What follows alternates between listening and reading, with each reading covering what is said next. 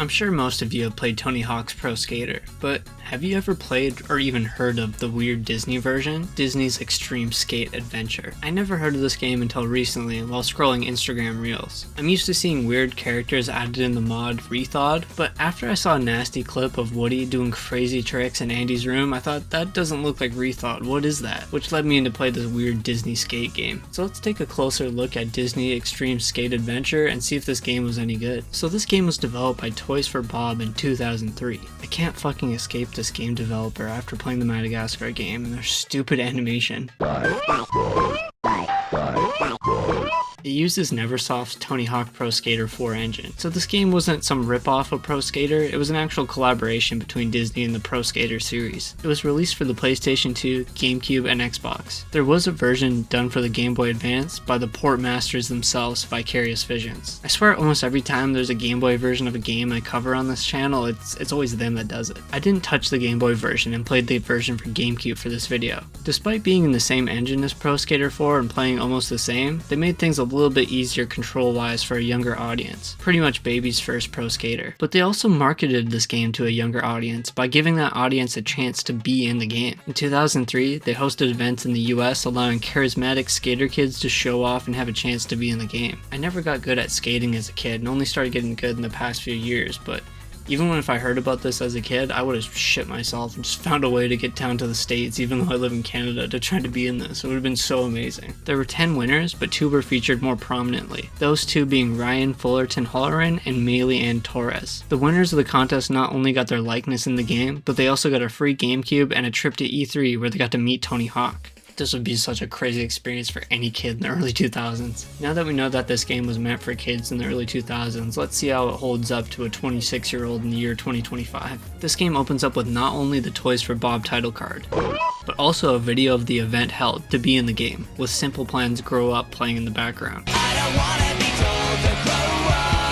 I have a soft spot for pop punk and emo songs, so it was a good start to the game for me. Then when the main menu opens up, we have the options to play the main game, free skate, or 2-player mode. I started with the main game, and Woody was the first one there, so I selected him and selected the first map and hopped straight into it. It took me a few minutes to get the hang of the controls, but super similar to Pro Skater 3, which is the only Pro Skater I played. The way you chain combos between tricks, reverts, and manuals is all the same, but the way you execute it is a lot simpler. The tricks don't require as much input. Like in Pro Skater 3, you would have to flick the left stick up and down to start a manual, while in this, it's just simplified to pressing B. But you can go into the options and change the pro controls, which makes it feel just like Pro Skater. Another thing that was toned down too was the blood, of course. It's just funny to see Woody have the craziest career-ending bail just to have some stars above his head. One thing that was easier too is the time limits. In Pro Skater 3, you have a time limit to complete the level's goals, but in this, you got as much time as you like, and you just skate up to a new character to start a new goal. Completing the goals unlocks new levels, characters, and new gear. The goals are pretty creative and actually quite fun. I think they implemented a lot of cool ones that interact with the environments, and the environments themselves are pretty creative too. The first one in Andy's room is pretty big with lots of features to skate and interact with as well. I was having a lot of fun skating around this first level, and at first I thought the changes they made to the trick names and to what the characters actually skateboard was kinda cute, but then it kinda got lame, and it kinda brought me out of it. But hey, it's a kid's game that has a talking cowboy toy shredding gnar, so whatever. One thing that kept me in the game too was the soundtrack. There are some absolute bangers on this soundtrack.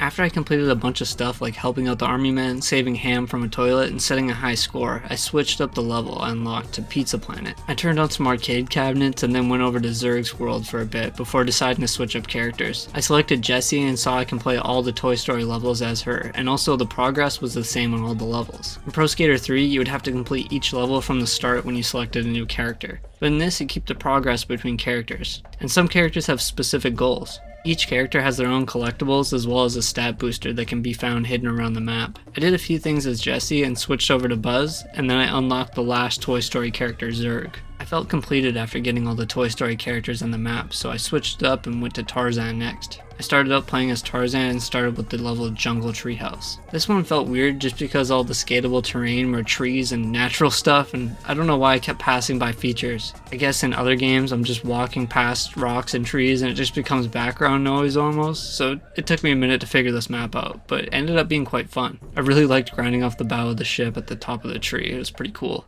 Then after this, I switched over to Town Tour and went to the human camp. I don't even know if that's how you pronounce his name, I haven't seen Tarzan in so long. The first goal I started with was to destroy a bunch of dishes on these tables, and I really fucked this one up. I either kept missing one of the plates or couldn't grind on the tables properly, which led me to struggle with this one for a while. But this level made up for it with a really fun area of branches to grind on to get to the next area, and it was a lot of fun messing around in here. I then selected Jane and went over to Clayton's ship, and I realized that I haven't seen Tarzan in such a long time because I don't remember any of these characters at all. And I apparently selected the wrong one since this level requires Tarzan for a goal, so I switched back and freed all these monkeys from jail and unlocked Turk. So I went and played as Turk one time before heading over to playing the kids that got their likeness in the game. The first one there was Ryan, so I picked him first, and usually when I make videos like this, I try to stay away from other YouTube reviews about the game I'm reviewing until after I'm done the video. But one popped up about interviewing a grown-up Ryan, and I figured it wouldn't spoil the game for me, and I had to watch it. And it was super interesting hearing some of the behind the scenes, so shout out SideQuest. When I dropped into the world of Hollywood, I noticed two giant glaring ads. The Nokia billboard and the McDonald's. The McDonald's even has its own goal to complete that requires delivering food to characters around the map. I understand that games have budgets and that having a sponsor can give the game some more money to be able to work on it and make the game better, or it could have been used to line the pockets of Activision executives. Either way, it felt lame. I can understand more when they have skate brands in the game, but McDonald's feels so out of place. Same with Nokia. This is the only map you can play as the kid skaters in the main story, but it does have a lot to offer other than just advertisements. It's a pretty big map. It's got a main city area, a supermarket, a movie theater, warehouse, a skate park, and plenty more. Also, this is the first time I felt like I was playing a skateboarding game. There was actual skateboards and not some makeshift one,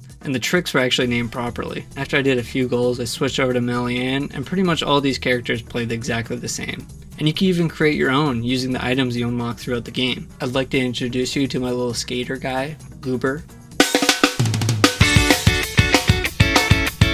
After chilling in Hollywood, I went over to the last Disney franchise to be turned into skaters, The Lion King. I started off with Simba at Pride Rock, and honestly, these Lion King levels might be the best ones in the game. Pride Rock has so many cool features, and my favorite being the titular Pride Rock that's big enough to do an ollie 1080, no grab, because Simba's a badass like that. Then switching over to Timon and Pumbaa in the best map of all time, the Graveyard. I remember this part of the movie giving me anxiety as a kid with the hyenas and being on the spookier side, but skating this level was so much fun and it looked awesome. The map was pretty big and was chained together with bones to grind onto the next area. There's a fun snake run too. I played this level the most, but not as Timon and Pumbaa, as the next character I unlocked, Rafiki. I think he might be my favorite character to play as too. Second to Goober, that is. I then played Scar's Canyon, which to me is the weakest one of the Lion King levels. It kind of felt the same as the human camp level from Tarzan. I then unlocked Nala, which seemed pretty easy for the developers to add in because she looks exactly the same as Simba, and the only difference being the turtle shell she uses as a skateboard. Now that's pretty much all the main game has to offer. There is a free skate mode that allows you to skate whatever level with no goals to complete, then a 2-player mode that allows you to pick a map and characters and go back and forth setting a new high score combo. So let's summarize this entire Disney skating experience so I can go back to playing Rafiki on the Graveyard level. So this game control wise feels exactly like Pro Skater, and that arcade style of gameplay is a lot of fun. Chaining together combos of crazy tricks is so much fun.